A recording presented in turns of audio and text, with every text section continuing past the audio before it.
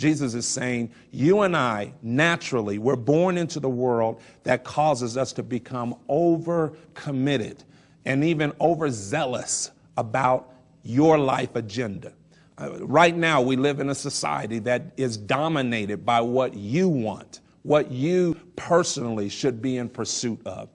And we do that at the risk of overlooking the important eternal truths, the important eternal decisions, the decisions that we make in this life that affect us on a long-term basis. So Jesus is saying, stop worrying or taking so much thought concerning your life.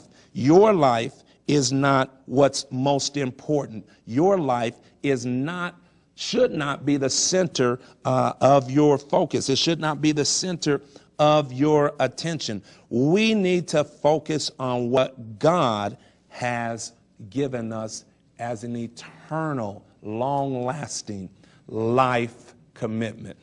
So Jesus says, no thought for your life, because life is more than meat, the body more than raiment. So what will it take for you and I to discover that your life, my personal ambitions, cannot be compared to the greater value of the life that comes from God? We're preoccupied with pursuing self-fulfilling needs, pursuing self-fulfilling objectives.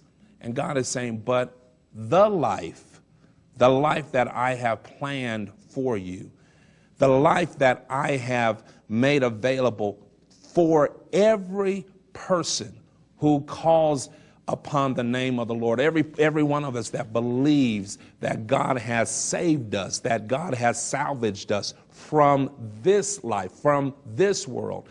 We have to recognize that he not only saved us from future condemnation, but he saved us from being overtaken with the strong desires and demands that this life, the world that we're born into, would make upon us.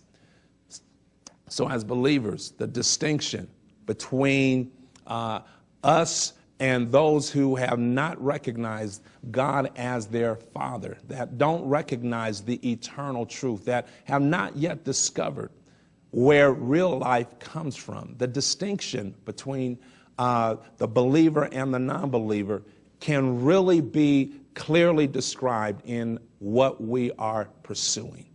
Your life or the life. Are you pursuing the life that comes from God, or are you stuck trying to make your life work? A lot of us feel like, hey, I was born into this world, so I need to make this world work for me. I need to make the adjustments in this life so that I can fit into this world. But that's the mistake that we would make as believers, thinking that we can fit in to the structure of this world, the structure of this life, by overlooking the necessity of pursuing the life that comes from God. As a matter of fact, what we should see is that there is something greater, something of greater value beyond my world, this world, my pursuit, your pursuit for your personal needs, your personal desires, to find something that has greater value, the life that comes from God.